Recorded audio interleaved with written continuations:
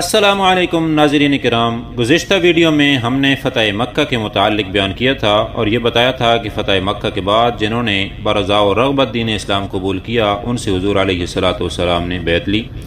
دین اسلام قبول کرنے والوں میں ایک بہت بڑا نام حضرت سیدنا ابو سفیان رضی اللہ تعالی عنہ کا ہے۔ یہ وہی ابو سفیان ہیں جن کا ذکر ہم گزشتہ کئی ویڈیوز میں کر چکے ہیں۔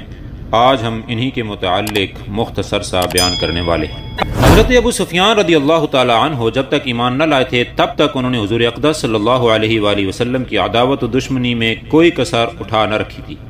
اسلام کو نقصان پہنچانے والوں کی سربراہی کرتے اور ان کی پشت پناہی میں وہ ہمیشہ گرم جوشی سے کام لیتے تھے۔ مثلا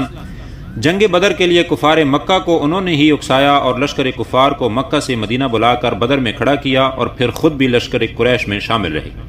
جنگ بدر کے مقتولین کا انتقام لینے اور مسلمانوں کو نیست و نابود کرنے کی غرض سے ایک عظیم لشکر کی تربیت کے لیے ابو سفیان نے دار الندوہ میں میٹنگ کی اور 20,000 مسقال کا چندہ مکہ کے تاجروں سے وصول کر کے لشکر کی تیاری کے لیے خرچ کیا۔ 3 ہجری میں حضرت ابو سفیان کی سپہ سالاری میں لشکر کفار مکہ سے روانہ ہو کر مدینہ منورہ پر حملہ کرنے آیا اور احد پہاڑ کے دامن میں ایک معرکہ وقوع پذیر ہوا جو جنگ احد کے نام سے مشہور ہے۔ 5 ہجری میں حضرت ابو سفیان نے خیبر کے یہودیوں سے مدد طلب کی اور یہود و کفار کا مشترکہ لشکر لے کر انہوں نے مدینہ منورہ پر 10,000 افراد کے ساتھ حملہ کیا اور غزوہ احزاب یعنی غزوہ خندق کا واقعہ پیش آیا۔ غزوہ خندق سے لوٹنے کے بعد ابو سفیان نے مکہ سے ایک بدوی شخص کو مدینہ طیبہ اس غرض سے بھیجا کہ وہ موقع پاتے ہی حضور اقدس صلی اللہ علیہ وآلہ وسلم کو شہید کر دے۔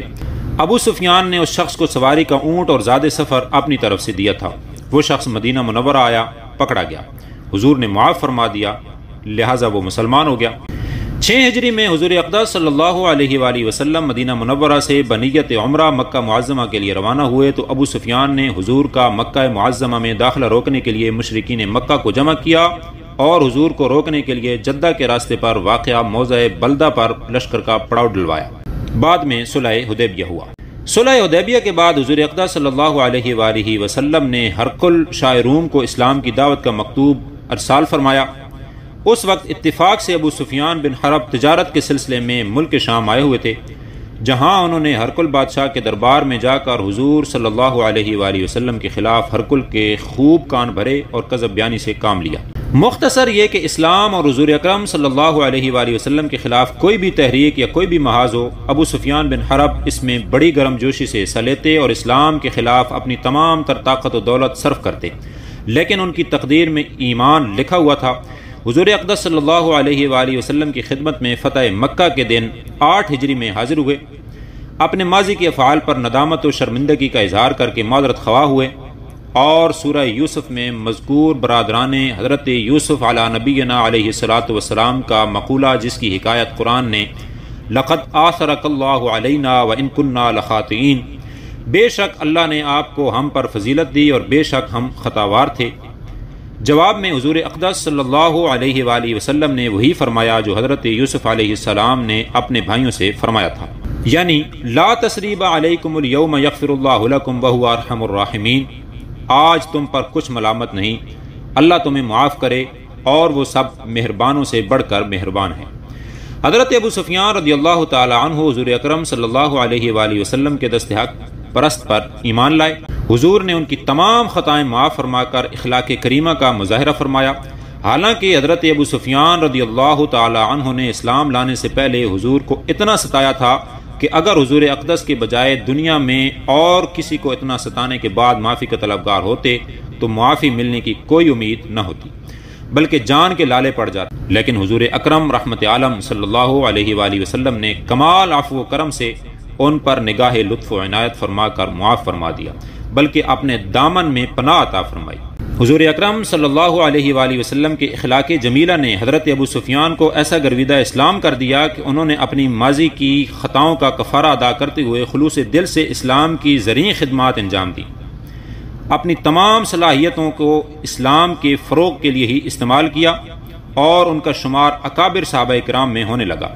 حضرت ابو سفیان نے اسلام اور بانی اسلام کو جو بیش بہا خدمات انجام دی ہیں ان کی کچھ جھلکیاں ذیل میں ملاحظہ فرمائیں۔ جنگ حنین 8 ہجری میں حضور اقدس صلی اللہ علیہ وآلہ وسلم کے ہم رکاب تھے اور حضور صلی اللہ علیہ وآلہ وسلم کی سواری کی لگام تھامے ہوئے تھے۔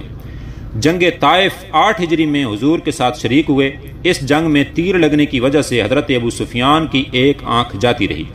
حضور نے انہیں جنت میں آنکھ ملنے کا وعدہ فرمایا۔ حضور اقدس صلی اللہ علیہ وآلہ وسلم کے حکم سے عرب کے بڑے بت منات کے بت خانے کو منہدم کر دیا۔